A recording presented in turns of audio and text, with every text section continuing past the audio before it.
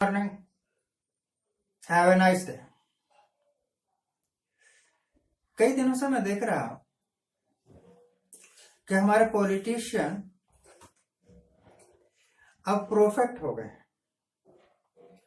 Prophet यानी पैगंबर। पैगंबर मैं उस शख्सियत को कहता हूं, वो मुसलमानों वाला पैगंबर नहीं। प्रोफेट पैगंबर, मेरे वाला पैगंबर, जो जिस लफ्ज को मुंह से निकाल दे वही सच हो जाए। 2014 में इन्होंने कहा था, जरा ढीली आवाज में कहा था कि अब की बार बीजेपी सरकार, और 19 में कहा था एक बार फिर मोदी सरकार, और बिल्कुल सच हुआ। तो फिर ये लीडर नहीं ना रह गए, ये भविष्य वक्ता हो गए, ये प्रोफेट हो गए। अब इन्होंने कहा है, कहने की क्या बात है, हिंदुस्तान में दो ही तो हीरे हैं। हीरे डायमंड वाला हीरा नहीं, हीरे यानी सुपरमैन, जो जोक्स भी मुंह से निकाल दे वही होता है भगवान का दूसरा रूप। इसी करके लोगों ने नारा दिया था, घर घर मोदी, हर हर मोदी, यानी कि हरि भगवान श्री विष्णु। हिंदू टर्मिनोलॉजी के मुताबिक बोल रहा हूं, सिख टर्मिनोलॉजी के मुताबिक नहीं बोल रहा।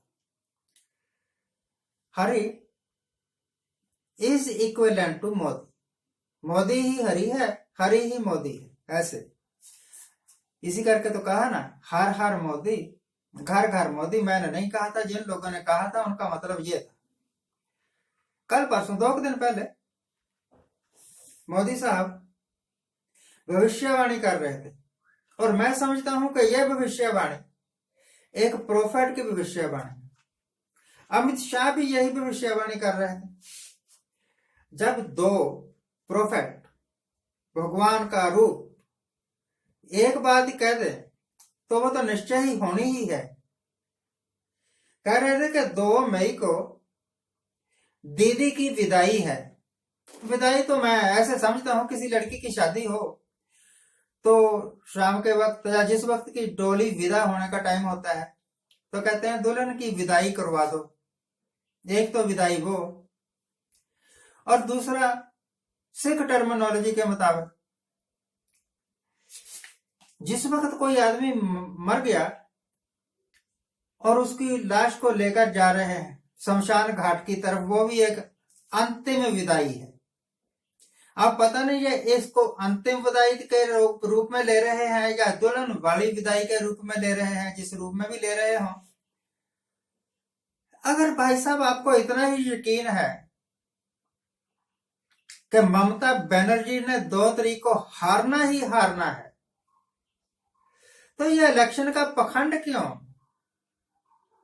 इतना डेड श्योर तो सिर्फ वही आदमी हो सकता है जिसको ये पता ही है कि चित्त भी मेरी है, पट्ट भी मेरी है, मैं ही जीतूंगा कुछ भी हो जाए।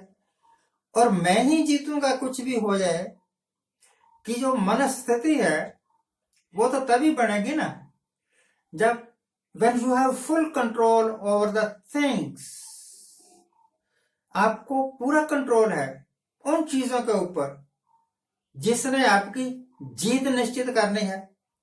और जीत निश्चित करने वाली सिर्फ 3 चीजें हैं। नंबर 1 ईवीएम,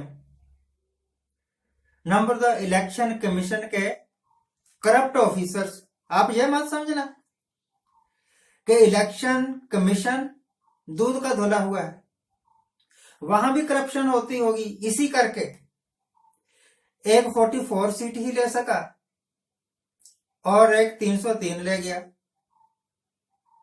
अब यह तो कतई नहीं हो सकता कि 44 सीट बिना विदाउट मैनिपुलेशन आ गई। ईवीएम की कृपा इसे बोलते हैं। और तीसरा एलिमेंट है वोटर। वोटर के ऊपर आपका कंट्रोल है नहीं, क्योंकि वोटर ने अपने मन से वोट डालनी है, वो ममता को डालेगा, किसी को डालेगा, चौथे को डालेगा, पांचवें को डालेगा। ईवीएम के ऊपर आपका कंट्रोल हो सकता है और इलेक्शन कमीशन के ऊपर आपका कंट्रोल हो सकता है, जो सिर्फ बीजेपी वालों की बात सुनता हो और ममता बनर्जी की बात को कहता होगा नहीं ये झूठ है। तो इससे समझ आइए कि मैनिपुलेशन तो होगी। तो भाई प्रोफेट साहब कहते हैं कि इस बार दीदी की विदाई यानी बीजेपी की जीत पक्की।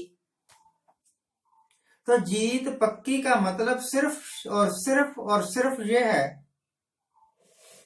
कि ईवीएम में घोटाला। मैंने कहा रहा इनकी करतूतें बता रही हैं।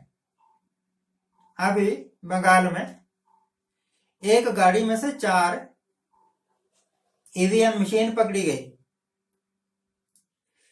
पहले तो कह दिया कि नहीं कुछ नहीं था, और फिर कह दिया कि हाँ पकड़ी गई थी, वो इलेक्शन कमीशन की गाड़ी खराब हो गई थी और उन्होंने लिफ्ट ले ली थी। और जिस वक्त ज्यादा शोर शराबा पड़ा, जिस वक्त ये महसूस हुआ ना कि ये हमारे अगेंस्ट चली जाएगी बात, तो फिर इलेक्शन कमीशन हरकत में आया। फिर उसने अपनी रीढ़ की हड्डी दिखाई कि मैं भी कुछ हूं, और 4 ऑफिसर सस्पेंड कर दिए। आपकी कैसी मैनेजमेंट है इलेक्शन कमिश्नर साहब कि आपको इस बात का अंदाजा ही नहीं है कि रास्ते चलते चलते एक गाड़ी खराब हो जाएगी और फिर ईवीएम कैसे पहुंचेगी अपने डेस्टिनेशन पर। तो फिर जो इलेक्शन लड़ रहा कैंडिडेट है वो अपनी गाड़ी में लेकर चला जाएगा। तो हुए ना तीनों ही दूध के धुले हुए। ईवीएम भी दूध का धुला हुआ, इलेक्शन कमीशन भी दूध का धुला हुआ, और जो कैंडिडेट बीजेपी का इलेक्शन लड़ रहा है वो भी दूध का धुला हुआ। तो क्या है, मैं क्या समझूं, मेरे जैसे आम हिंदुस्तानी क्या समझे? क्या ये इलेक्शन हो रहा है या इलेक्शन के नाम पर सिर्फ दिखावा हो रहा है, सिर्फ नाटक हो रहा है? All the things are predetermined, पहले ही निश्चित कर रखा है कि इस बार इसको जिताना है और इस बार 2 तारीख को इसकी विदाई कर देनी है। ये जोक्स में मैं बोल रहा हूं, इन व्यू ऑफ द फैक्ट्स बोल रहा हूं। सारा कुछ जोक्स मैंने देखा आज तक। वो दूसरी बात, राकेश टिकैत साहब, द ओनली वन मैन जो के सरकार की आंख में डंडा कर रहा है, उनकी कार पर अटैक, उनके कारवां पर अटैक। तो अब आपका गांधीइज्म तो खत्म कर देंगे ये बीजेपी वाले। बीजेपी वाले ने किया, किसी दूसरे ने तीसरे ने किया है या किसी ने भी किया है। और अब किसान अगर उग्र हो गए तो वो कहते हैं सरकार जीत जाएगी। मैं कहता हूं नहीं, सरकार नहीं जीते, सिर्फ किसान हारे। थोड़ी देर के लिए किसान एक ऐसा जीवट प्राणी है, सिख कौम एक ऐसी जीवट कौम है जो अपना लक्ष्य हासिल करने के वास्ते सदियों तक भी लड़ाई जारी रख सकते हैं। तेरे एक आधे अटैक से कुछ होने वाला नहीं है।